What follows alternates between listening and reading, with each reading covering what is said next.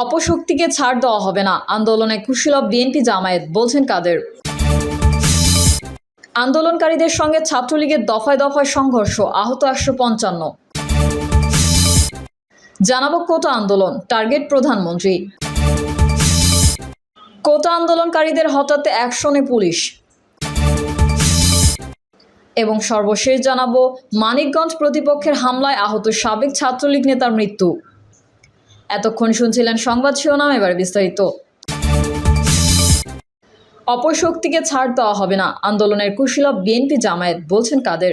সরকারি চাকরিতে কোটা সংস্কার ইস্যুতে চলমান আন্দোলনে বিএনপির সংশ্লিষ্টতা রয়েছে অভিযোগ করে আওয়ামী লীগের সাধারণ সম্পাদক ওবায়দুল কাদের জানিয়েছেন, আন্দোলনকারীদের জবাব দিতে ছাত্রলীগ সহ স্বাধীনতার পক্ষের সবাই প্রস্তুত আছেন।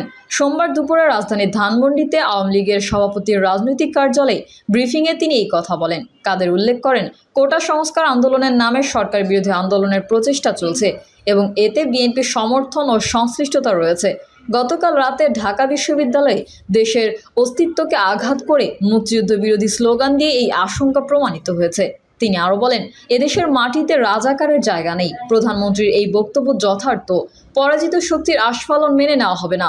যারা দেশের গৌরবকে অস্বীকার করে রাজাকার পরিচয় দেয়, তারা কিভাবে নিজেদের মেধাবী পরিচয় দেয়। কাদের সতর্ক করে বলেন, রাজাকারের চেতনা ধারণকারীরাও রাজাকার। আত্মস্বীকৃত রাজাকারদের জবাব ছাত্রলীগই দেবে। তিনি আরও বলেন, অপশক্তিকে ছাড় দেওয়া হবে না, আন্দোলনের কুশীলব বিএনপি জামায়াত, সরকারের বিরুদ্ধে আলটিমেটাম দেওয়া দৃষ্টতা। কোটা সংস্কার নিয়ে দেশের সর্বোচ্চ আদালতের সিদ্ধান্তই চূড়ান্ত, জনদুর্ভোগ মেনে নেওয়া হবে না। কোটা সংস্কার আন্দোলনকারীদের জবাব দিতে ছাত্রলীগ সহ স্বাধীনতার সপক্ষে সবাই প্রস্তুত। আন্দোলনকারীদের সঙ্গে ছাত্রলীগের দফায় দফায় সংঘর্ষ, আহত 155।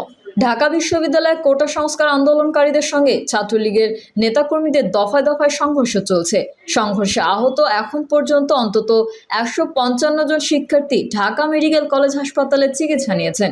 এর আগে বিশ্ববিদ্যালয়ের বিজয় 71 হলের সামনে আন্দোলনকারী শিক্ষার্থী ও ছাত্রলীগের মধ্যে থেমে থেমে ধাওয়া পাল্টা ধাওয়া হয়।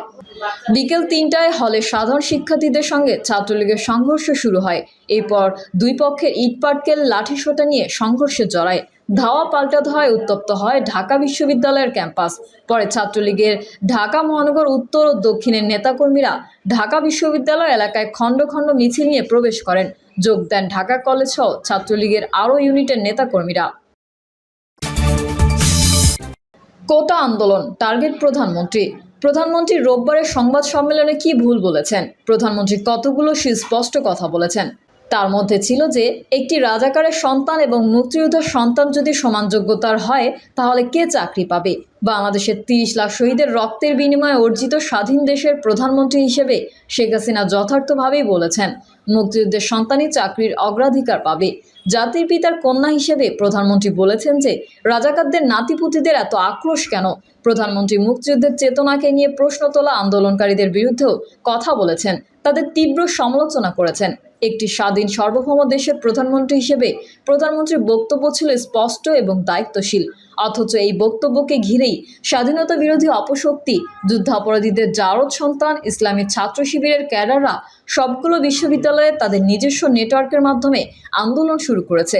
দীর্ঘদিন ধরে তারা যেই পথ খুঁজছিল, সেই পথ যেন তারা পেয়ে গেছে। গত রাত থেকে কোটা আন্দোলনের নামে যা হচ্ছে তা হলো প্রধানমন্ত্রীকে টার্গেট করা। এটি মূলত চলছে প্রধানমন্ত্রীকে বিতর্কিত করার আন্দোলন।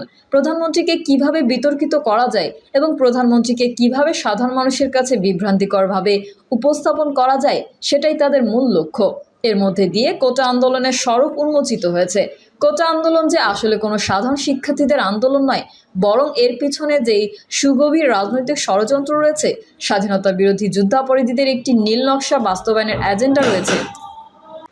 কোটা আন্দোলন যে আসলে কোনো সাধারণ শিক্ষার্থীদের আন্দোলন নয়, বরং এর পিছনে যে সুগভীর রাজনৈতিক ষড়যন্ত্র রয়েছে, স্বাধীনতা বিরোধী যুদ্ধাপরাধীদের একটি নীল নকশা বাস্তবায়নের এজেন্ডা রয়েছে, তা সুস্পষ্টভাবে প্রমাণিত হয়েছে এর মধ্যে দিয়ে।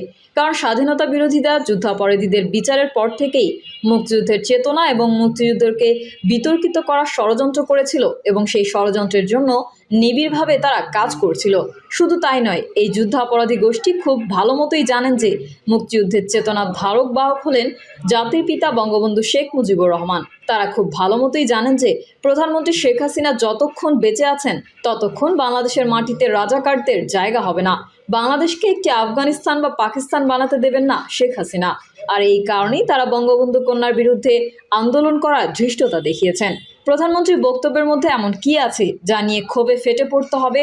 প্রধানমন্ত্রীর বক্তব্যের মধ্যে মিথ্যা কি আছে তা বলার সৎসাহস নেই এই রাজাকার শাবকদের।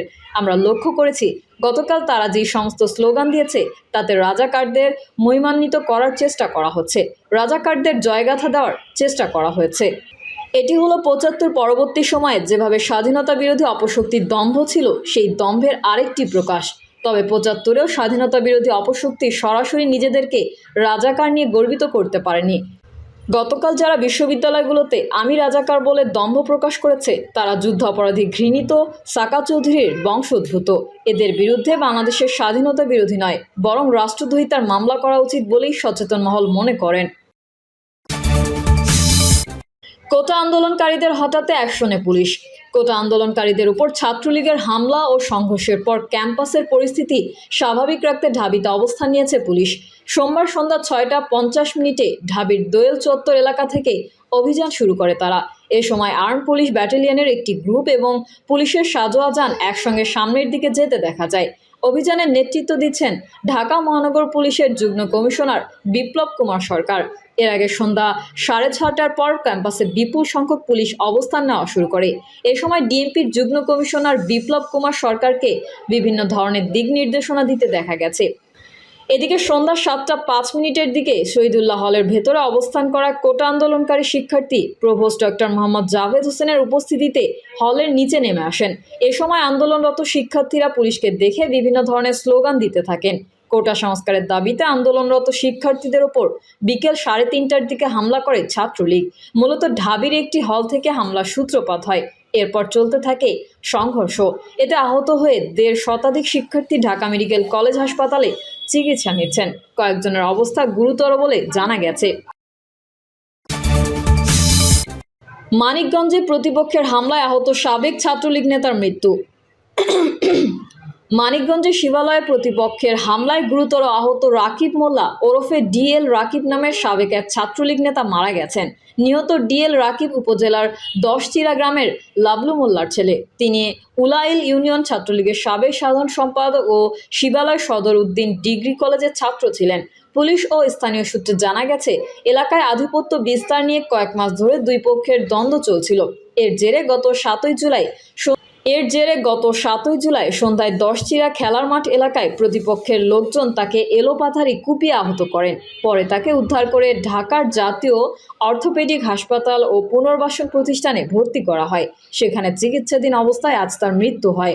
শিবালয় থানার ভারপ্রাপ্ত কর্মকর্তা আব্দুর রউফ সরকার বলেন, ছাত্রলীগ নেতার মৃত্যুর ঘটনায় এখনও কোনো অভিযোগ পাওয়া যায়নি। অভিযোগ পেলে আইনগত ব্যবস্থা নেওয়া হবে। প্রিয় দর্শক, এই ছিল এখনকার সর্বশেষ সংবাদ। আপডেট সহ সংবাদ পেতে চ্যানেলটি সাবস্ক্রাইব করে বেল আইকনটি ক্লিক করুন। কমেন্টে আপনার মতামত জানিয়ে আমাদের সাথেই থাকুন। ধন্যবাদ সবাইকে। আল্লাহ হাফেজ।